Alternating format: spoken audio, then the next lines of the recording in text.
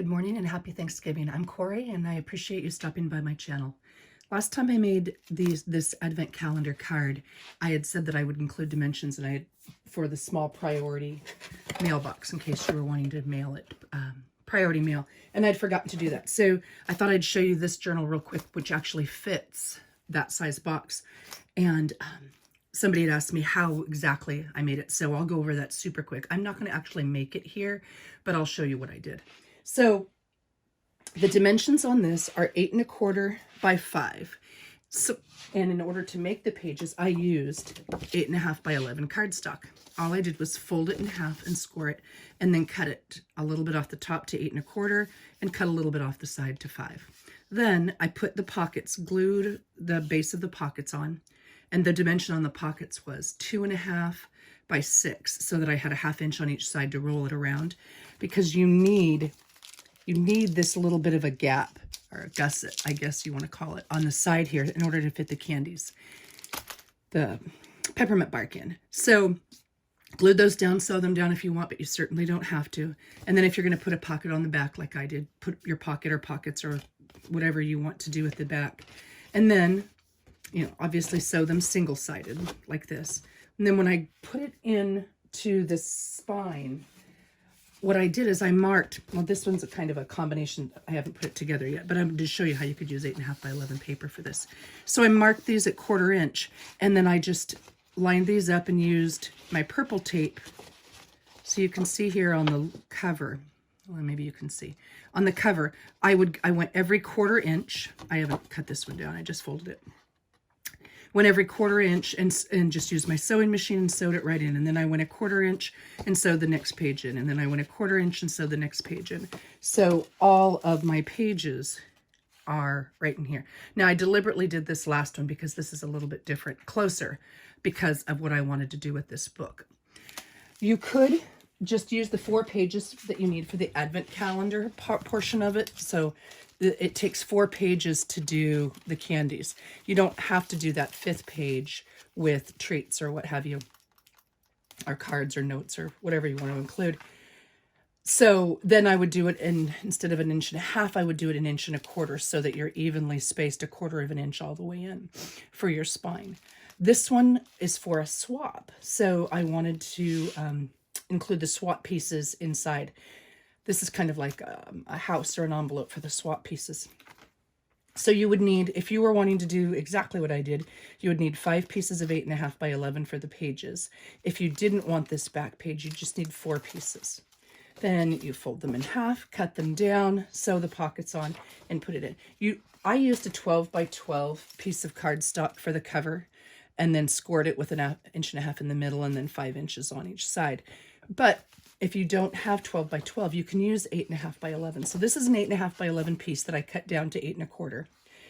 And then what I did is I cut off a little bit of a strip of this particular paper because I want to put it on the inside.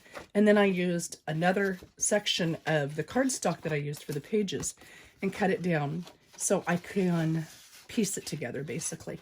So I would put this piece on the inside to hide the stitches, or to, you know, just to kind of carry the theme throughout, and then glue it down or put it just like this for the cover. That wasn't very clear. I apologize for that. But anyway, you can piece together. You can use a 12 by 12 and just have one solid sheet. But if you don't have 12 by 12, you can add 2 pieces like this. So you still have your fun spine and you've got your cover, and then you can put whatever decoration you want on the top. And that is essentially all there is to it. I'm going to share this one simply because it's very different than the first one. This is modern scrapbook paper. This is Cartabella lines. Cartabella, I believe. And love this stuff. This is totally my style. I'm a truck country person. So, and couldn't find this lace I originally wanted to use, and I was going to just trim this down, but I really love the way it turned out with that little bit of a fringe over the top. And again, I said this is for a swap. So I made the advent calendar, but then our swap was the idea, or the concept for my next journal, which is not journal, idea book. Flips, flaps, and folds. So we're swapping each other with flips, flaps, or folds, 6 pieces. And so I put those in the pockets that come with this calendar. Again, just Cartabella and some simple charms. And this one is just an envelope that I paper clipped inside with a card in it. But then again, on the bottom, I put little pieces of it so that she can decorate or use this throughout her own Flips, Flaps, and Folds book if she were choosing to make one as well. But I thought that was kind of fun. And I just made a simple envelope and paper clipped it to the top. This one, I think I saw this on Paper Dreams. It's a flip and then 3 cards in it, and then this is an alteration of it because I wanted her to be able to take this out and put it in her own book. And then when you take out the tags, each of these flips up for writing space. I lined it with lined paper because this is dual-sided cardstock. Oh, that was another thing I was going to say. This is a great project if you have one-sided paper. Because the inside will be closed. So your paper will be outside, and the inside will be closed. And even if you've got one-sided here, you could certainly back it with another pattern. This happens to be 2-sided cardstock, so I didn't need to do anything to the inside. Anyway, back to what I was saying. So this is 3 little flaps that you can journal in, but at the tags that you tuck in the back hold the journal, the flips in place. So I thought that was kind of cool. I saw it somewhere. Maybe it was Paper Dreams, Papered Soul. Somewhere. I saw something similar and I just adapted it for what I needed. So that was one piece. This one is just a little booklet, and it's something similar that I did with my scrapbook idea book. Made a little envelope, or I made a little window like Tracy does, but this back piece is the one that has a message on it. So not the message in front, even though it's a window, plastic stays the same, but this is the one that's removable so that you can see that journal on it. And I just put some pieces of paper in there so that if she were making a list of Christmas items and such, that I thought that might be a good place. So that was the next one. This one is a top corner tuck, and I've seen a lot of people do things along these lines. It's an offshoot of the Rita Donnelly flip where you pull it down and you write. Well, I didn't want to have it right, so just cut a square, folded it up, folded it back. So there's a tuck here, and then I could put a tuck here and here if I wanted to, even though those are much smaller places. And then you put this on the upper right corner of your page. I really hope I'm in frame. I apologize if I'm not. I'm probably not. Upper right corner of the page, and then tuck this little pieced card, journaling card in the back. So I apologize if I wasn't in frame there. I've tried a different angle on my camera simply because I thought that might be easier for folks to see. This one is, another one that I've seen somewhere, and I did this in my idea book as well, piecing together some scraps here. So you put this at the top of your page, and this tab kind of holds it in place. So you glue or sew it down to hold it in place, and then it rolls down like this with all kinds of journaling spaces. And then I sewed these pieces on around the edges, and to cover that up, I just put a piece of lined journaling paper.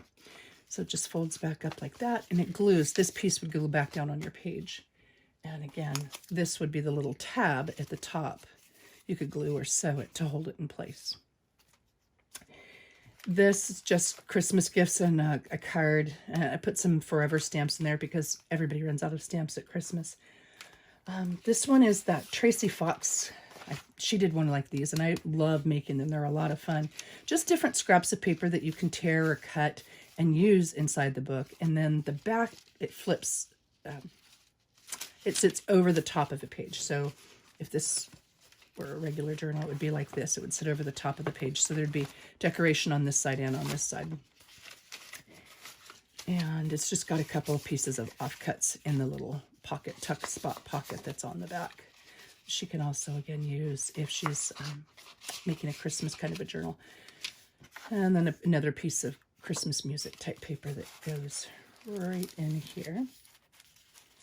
And then the last piece I did was in a belly band in the back. And this is just, it holds in place like this on the page.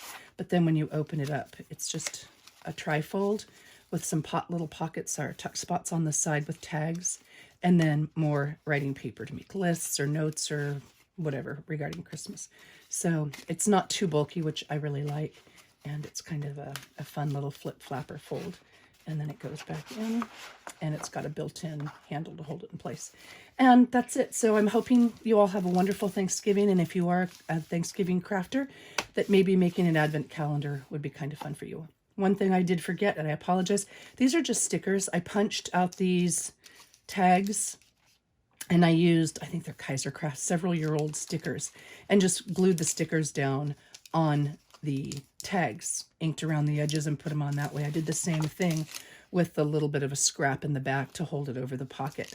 So you can use stamps, you can use die cuts, you can use stickers, you can use anything you want. You certainly don't have to fussy cut out little numbers.